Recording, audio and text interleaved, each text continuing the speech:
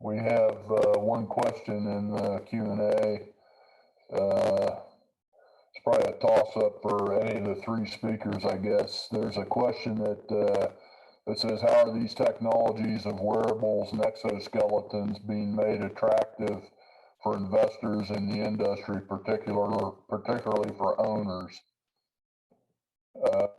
Anybody want to take a shot at that? I mean, I think obviously that a lot of the research that's being done, I think particularly yours, Joe, actually alluded to the fact that you've got savings and productivity. It's pretty easy to take advantage of that. That's a pretty quick payback when you're enhancing the relative productivity of the workforce. Yeah, I think that what we've seen is that the number one goal of organizations, companies, is to reduce injury and improve worker wellness. But obviously, you got to make the finances add up. And what we find is that throughout, not only in construction, but across different verticals, warehouses, logistics and transportation and so on, is that when you apply these types of wearable technologies, you do get that return on investment in a couple ways. One is, like you just mentioned, maybe productivity or perceived, lower perceived levels of exertion and things like that, or reduction in claims. And when you add that reduction in workers' comp claims per year, in this kind of wearables broad industry, we see about a 5-to-1, meaning you spend $1 on this technology, you'll get about $5 back. Yeah, the workers' comp side of the thing is a pretty important aspect. Unfortunately, there's a lot of people think that's why you have insurance, but they don't really understand how construction insurance works. So that's really an important aspect. Couple more questions here. Question for the panel: can exoskeletons and eventually wearables change or influence the design of a project?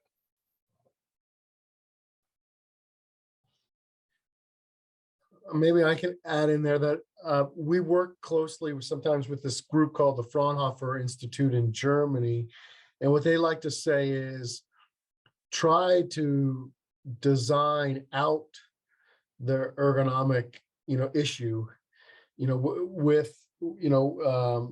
right. And then an exoskeleton is kind of a device to be used when you've got some what they call ergo red design. So for example, like they were saying, like let's say you're loading things onto a cart, well, make that cart the best you can. And then, but then if that doesn't work, still do some exoskeletons. So to give an example, Toyota, they knew that they had to work above their head on an automobile factory. One example of that would be like some automobile companies are turning the car on the side, but you'd have to redesign your entire automobile plant to turn the car on the side. So if you can't do that, then maybe use an exoskeleton. And Toyota has now said that shoulder exoskeletons for certain tasks are personal protection equipment. And so they were working in that area. So I think that maybe answers the question. I think what we all say first is design the best work environment you can. And then I think do things what Joe is doing, test, analyze, do wearables and see where you're at. And then this is kind of a design tool to help at the end. So any other thoughts? Yeah, I was just going to say that there are instances, for example, in the construction industry where it's really hard to design out every single exposure because the environments are different, the tasks are so different. And so that would be another example of when an exoskeleton might be really helpful. To go back to the prior question about cost, in our survey, we found that the comfortable cost from both employers and these workers were around $500 to $1,000. And that's clearly a lot less than what they currently are on the market for. So I think that I'm interested to see whether exoskeleton companies start to come up with some different options to rent, lease, pay off over time these exoskeletons, because I do think people are interested in them, but I do think that cost is going to be a barrier, particularly when you think of construction, where a lot of the companies are very small or medium-sized companies. They're not larger companies that are going to be able to, make these purchases. And I think doing things on a trial basis is helpful too. I mean, my sense is similar to the video we watched on picking the lettuce. I mean, you put that on a guy and you show an owner or you show a construction company the benefit of it, I think you got a lot better chance at having someone either purchase or lease purchase, whatever, the exoskeleton be able to use. Are you finding receptivity from construction companies? It struck me that in Tom's presentation, obviously the Air Force really, the workers themselves really saw the benefit of it, and I assume the Air Force has been very receptive to using the exoskeleton. How about, does anyone else have any experience with that receptivity? Yeah, in construction, I think there is a lot of receptivity to using them, particularly because there's a shortage of construction workers these days. And so by, adding something like exoskeletons and potentially increasing the longevity that someone can be a construction worker and handle that physical labor is really appealing. I think there's also a lot of individuals that might be either in pain or really fatigued at the end of the work week that seem to be pretty receptive to something like an exoskeleton, so that they can see their tenure be longer.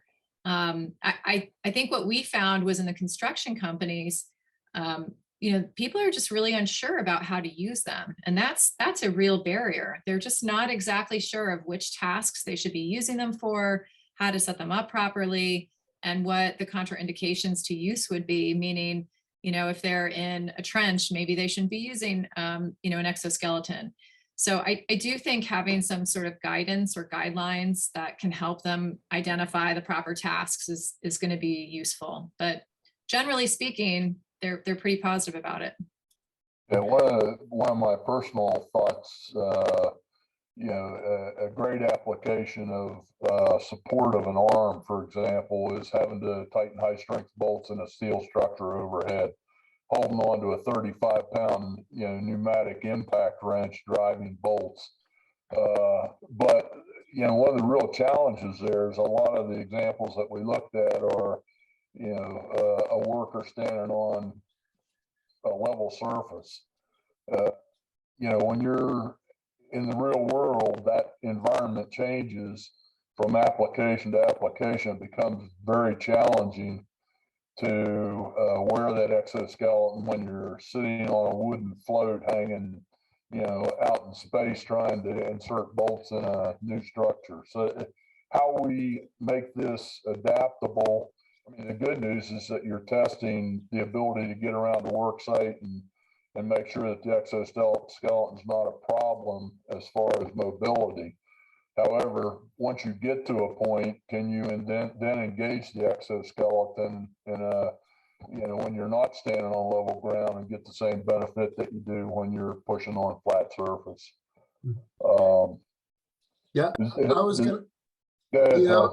I was gonna add that Hilti was at our wearable robotics conference, and Hilti has an exoskeleton where you are putting, they said, like someone puts 4,000 screws in the ceiling, to make, do these ceiling tiles or something like that. And they have done a lot of testing where can you wear an exoskeleton with a safety harness? If you fall from a ladder wearing an exoskeleton and a safety harness, what happens? So people are thinking about some of those questions. I don't know that they've done the big steel stuff, but Hilti has definitely done, how do I put, 500 fluorescent lights in a Costco building, or how do I install ceiling panels and things like that? I don't know if Joe, if you wanted to add something. I saw you. Well, we just finished the use case, and we're going to move on to the next phase with these guys. It's the Rudolph Libby Construction Group and Zurich Insurance, partnered with Zurich Insurance. And we tested brick masons, cement finishers, carpenters, and laborers.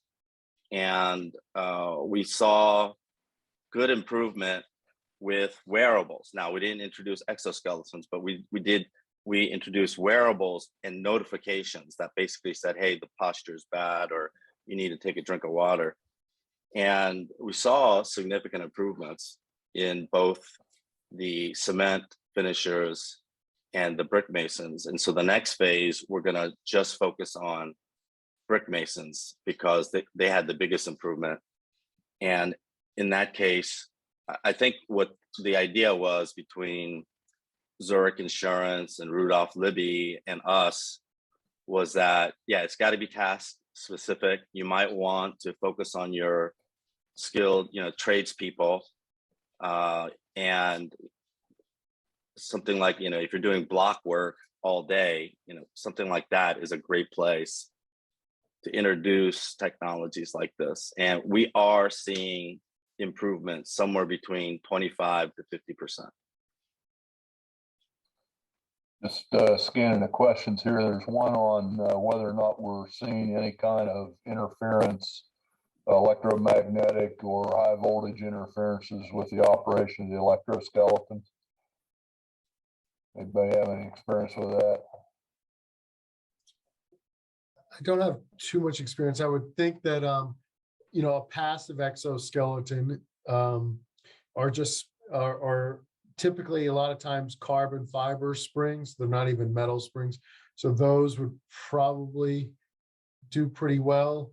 The powered systems, yeah, you might, you'd have to do some studying there. I don't know if anyone else had thoughts.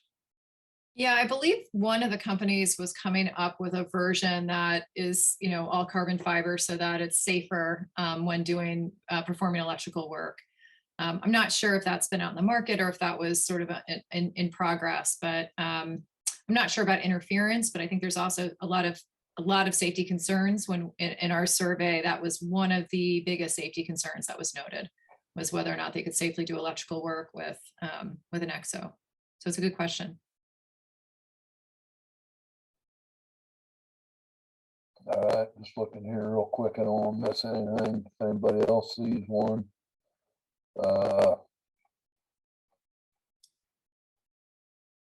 Question on the hierarchy of controls as to whether or not this is considered PPE. We had 4 insurance companies come to the Wearable Robotics Conference and really talk about risk management. And that was a large discussion. And so there was a lot of people that do not want it to be considered personal protection equipment. And they just wanted to be considered as part of the hierarchy to reduce ergonomic, stress. So I don't think there's an answer to that one yet. I know that there was a discussion on like a large company like Toyota could mandate it, because if you didn't want to wear the exoskeleton, they could put you into another job. But then some small companies were saying, they didn't want to mandate anything. So that's an issue that I think is going to be a tricky issue, going forward. Thanks. Here's an important question. I think it appears that with the extra capabilities, we end up placing additional forces and repetition on hands, wrists, feet, ankles, spine, potentially. Is there any data that's been developed concerning how much extra risk is being added because of that? So that's an important point. And so what we've been telling people is we're not asking anyone to do anything extra. So we've never, at least we try never to state that you're lifting, you're with an exoskeleton, you can lift more. And then that has been a real push, both by the people that are using the exoskeletons and the people making the exoskeletons, that we don't want to ever say, well, I'm building a super suit, right? There's this idea, obviously, that, coming out of the alien movies, I want to build a super suit, and all of that went away because for one reason, those super suits are in the $70,000 to $80,000 range. The passive exoskeletons are in the $2,000 to $3,000 to maybe $4,000 range. So those are being used. And so we're just telling people, do the same job you've always been doing, but have less fatigue and less forces. And maybe others can talk. Yeah, I mean, I believe when they first were introduced, that was the only way that companies would even allow them to be tested. So that was a big topic. And I think there was sort of agreement early on that these were really to be used to reduce fatigue and actual workload versus increasing productivity.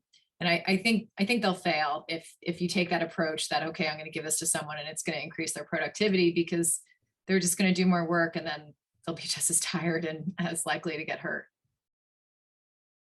What we've heard is that people have like I was talking to an airplane company the other day, and this guy was laying on his back grinding, paint off of a plane, and then they do patches and fixes. And so the person typically would have days off work because they knew, they felt bad, let's say their back hurt, they just didn't want to go into work. And so then using the exoskeleton, they had a lot less days off work. So I think that's the area that people are seeing. And I think that's, what I would call, a gain is just the person's working, 200 days a year instead of 150 days a year, that type of thing. No, I think that message on fatigue is really important, and it really needs to be driven out in the field with respect to field supervisors, because there's going to be an expectation that, instead of picking up a 100-pound weight, the guy can pick up a 200-pound weight. And I think that's a recipe for disaster, the super suit concept.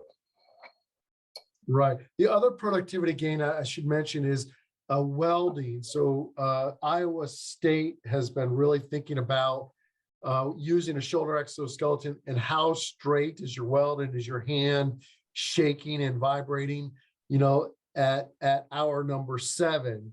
And so they've been seeing that the welds are much better at hours, 6, 7, and 8 at the end of a day. And so I think that's, again, something that's positive, where, again, just trying to reduce fatigue. So I think, painting straight lines, welding straight lines, grinding, just doing the same task that you're doing now, but you can just do it for the day, not, and have less fatigue. Well, and just to add on to this idea of fatigue, we know that fatigue is central to injuries. And we also know that some companies do a better job than others in terms of kind of regulating the work output. We don't want the work output for employees to be so high, the relative work output, that it's almost like doing mid-intensity workouts for 8 hours a day, day after day, because then there's an accumulating effect. And I think that regulating that relative work to a low intensity work for 8 hours a day will allow you to keep your workers safer. And sometimes only ways to achieve that low intensity relative work output is by having, augmentation or a redesign. And we see that in our own measurements using our wearables, that that's the case across different industry. Construction is difficult, really difficult. It's probably the hardest industry for us to actually work in for 2 reasons. One is, your margin's so low, you don't have a lot of money to be spending on these things. Your margins are like 5%, and so you can't spend half of that on technologies that you're not aware that you're comfortable with. And compared to like one company we work with, their margin is 300%. See, they could care less. They can spend money and take the risk. And then the second thing is the variety of work that construction does in the different environments, outdoor, mud, rain, heat index of 130 degrees, right? We just measured heat indexes of 130 in jackets. And so that's extreme danger, so it's a very difficult environment to work in. But overall, it seems to me that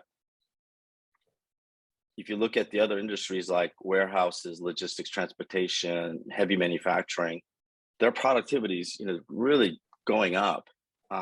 Construction is pretty stable. And so I think that we need to look for ways to be more productive, safer, more efficient, gain higher margins, be more competitive in the construction industry, and perhaps, wearables, exos could kind of be a piece of that. And we only have a couple more minutes, so I'm going to try to combine a couple of these maybe into one question, and that is, can any of the three of you comment on what you see as risk or threats to the development? I think part of this, Joe, you just did on that. When you get into construction, there's a lot of variability, and it makes it a lot tougher to find an application here. But anything else anyone can think of? I mean, aside from the obvious with weights and things of that nature, that pretty apparent. Anything else? I mean, is anyone finding things like is it a challenge to get a union workforce to embrace the use of exoskeletons versus a non-union workforce? Do they see it as a challenge to to their well-being? I mean, I think we've touched on some of the challenges, which is if there's an expectation of the worker that all of a sudden they're a super worker and can do more, that's going to cause problems because they're going to get hurt. And I think if the supervisor, if the company presents it in a way that there's an expectation for increased productivity, I think that's a threat. And then I think that if they're implemented too soon without really knowing what the potential unintended consequences are, that could be a problem too, because then someone might get injured using it, or they might have the setting off and it might not feel like it's working as well.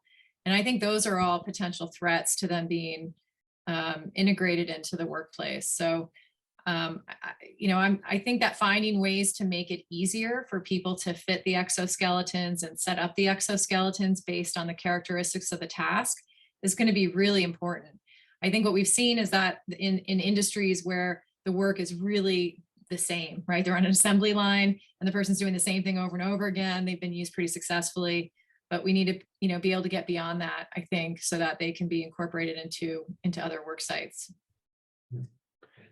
I can comment on the union piece. I was with the Department of Energy, and the Department of Energy was interested in exoskeletons because they needed to do a bunch of cleanup sites. So you imagine you have these huge sites that you've got to cut up asbestos-laden drywall that is got radiation. So you got to cut up all this stuff and stick it in barrels.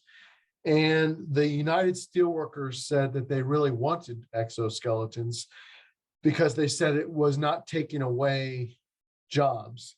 So when I talked to the United Steelworkers in front of a group of United Steelworkers, they were quite interested in exoskeletons because they had to wear,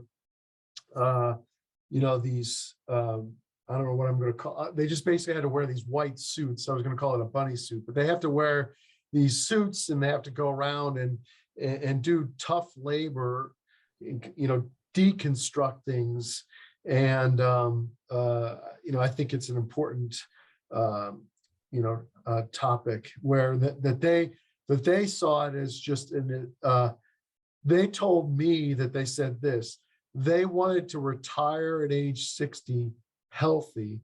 They didn't want to retire at age 60 with a broken back and a broken shoulder, and and then they retire, with in pain type of thing. So, I think we're all learning that if we're going to work into our 50s and 60s, doing this type of construction work, it's tough, right? And so, how can we make sure these people retire with dignity?